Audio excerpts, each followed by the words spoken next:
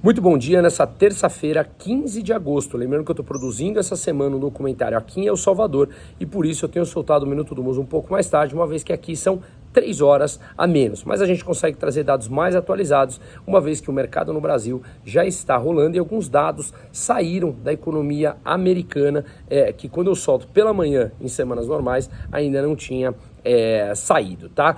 Pois bem, o Brasil atingiu um recorde negativo que não atingia desde 1984, ou seja, há 39 anos. Vou falar isso no final do vídeo, então fiquem aqui, porque eu vou trazer um compilado de dados no mundo todo que afeta esse dado como um todo do Brasil, que atingiu negativo agora no mês de outubro. Mas antes, um recado bastante rápido. No dia 2 de setembro, eu vou fazer um encontro presencial. Nós iríamos fazer só para gestores e profissionais da saúde. E até por conta da demanda, pediram que eu abrisse isso para novos participantes, independente de ser da área da saúde ou não. Então vai ser aberto a todo mundo que queira participar, o encontro presencial, sábado 2 de setembro, em São Paulo, para falarmos sobre perspectivas econômicas, que eu falarei. Levarei uma pessoa para falar sobre planejamento tributário e planejamento sucessório, ou seja, um sócio de um grande escritório de advocacia em São Paulo, Marcelo Tostes Advogados.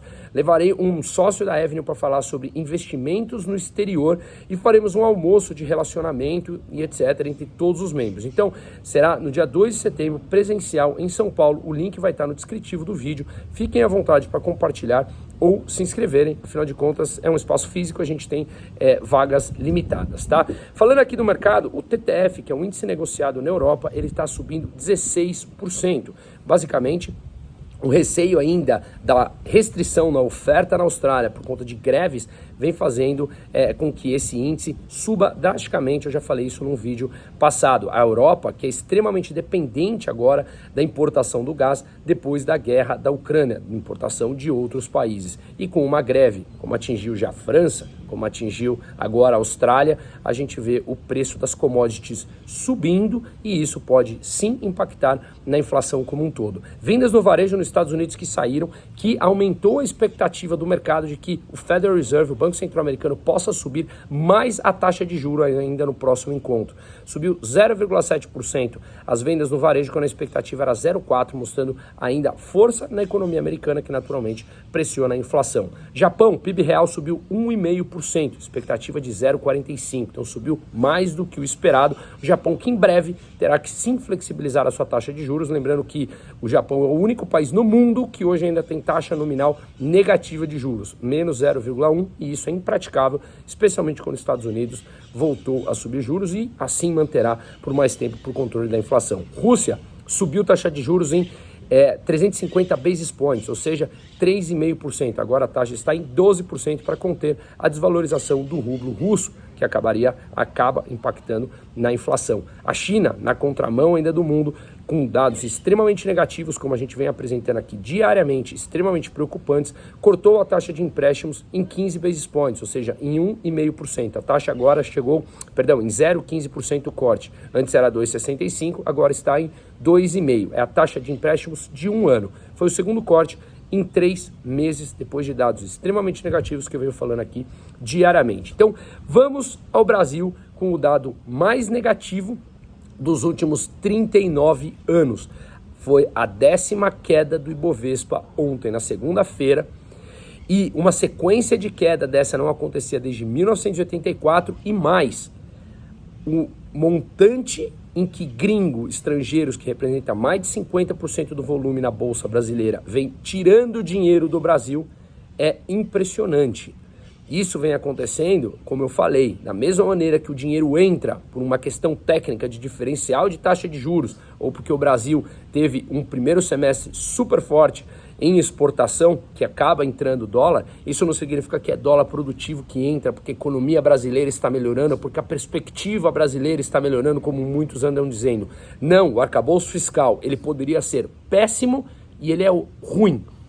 A reforma tributária poderia não acontecer e está acontecendo uma ruim. Nós não sabemos a alíquota, a aprovação do arcabouço ainda está na discussão com o Centrão lá. Então, não está uma perspectiva como vem falando. Isso não significa que a bolsa não vai subir, como já subiu em dólar bastante. Isso são questões técnicas de entrada de dólar no país. Para ter uma ideia, além dessa saída de gringo no mês de agosto, que pode voltar a entrar se ficar barato novamente, é uma questão de entra e sai do gringo e não uma questão de simplesmente vou investir meu dinheiro a longuíssimo prazo no Brasil. Além disso, os gringos estão comprados em contratos de dólar futuro de mais ou menos 50 bilhões, esperando a alta do dólar. E ainda o que pesou foi que o Haddad falou, dentre outras coisas, que eles vão contratar um grupo de economistas para fazer um estudo de como outros países brigaram pela inflação. Ora, o Brasil foi o país que mais rapidamente controlou a sua inflação na pandemia. Foi o único país que diminuiu o seu endividamento depois da pandemia. A gente poderia aprender a lição de casa com o Banco Central, que está aí sim ainda, continua, o Roberto Campos Neto, que assim continue. Então, esse grupo de economistas, que o Haddad falou que não será de pessoas do mercado, são pessoas, obviamente, ideologicamente alinhadas a eles, que pregam mais intervenção e Estado maior para conter uma inflação, que é justamente isso que no médio prazo causa mais inflação. Então, olhemos uma janela um pouco maior. Como falado aqui nesse canal também, a Petrobras reajustou o preço da gasolina e do diesel. Isso vai representar mais de 0,3% no IPCA, na inflação, né? Eles subiram porque é inevitável. O preço internacional das commodities subiram e, portanto, eles têm que repassar internamente. Caso contrário, é queimar a caixa da empresa e a empresa seguiria no mesmo caminho como seguiu com a Dilma, fazendo a mesma política de segurar a inflação artificialmente através da manutenção do preço mais baixo da Petrobras, quando o restante do mundo pratica preços mais altos, uma vez que a commodity ela é cotada em dólar e o Brasil é dependente em uma parte de importação. Portanto, não funciona e que assim mantenham acompanhando o mercado internacional, porque o Brasil já estava vendendo as suas gasolinas, sua gasolina e seu diesel com mais de 25% de defasagem frente ao mercado internacional. Quem paga isso? O caixa da Petrobras e nós, pagadores de impostos. Outro dado impressionante, hein? Saíram dados compilados dos resultados dos municípios no Brasil. 51% dos municípios brasileiros apresentaram déficit no primeiro semestre. O mesmo resultado no ano passado, só 7% dos municípios tinham tido déficit no primeiro semestre. Aqui eles atribuíram isso basicamente a um gasto maior de 25% do gasto público nos municípios. Mais uma vez, uma aula de economia que o PT vem dando. Pois bem, seguimos aqui para o lado da Argentina, onde eu vou fazer um vídeo que eu vou soltar hoje a respeito da mídia atuando de forma bastante enganosa intelectualmente falando quando ela chama o Javier Milei de ultradireitista. Já vi a Folha tentando fazer uma correção em que ela fala que é ultraliberal, tá? Pois bem, o Javier Milei falou que se ganhar as eleições não terá problemas com o FMI, afinal de contas ele fará um corte de gastos públicos maior do que o FMI diz que precisaria ser feito.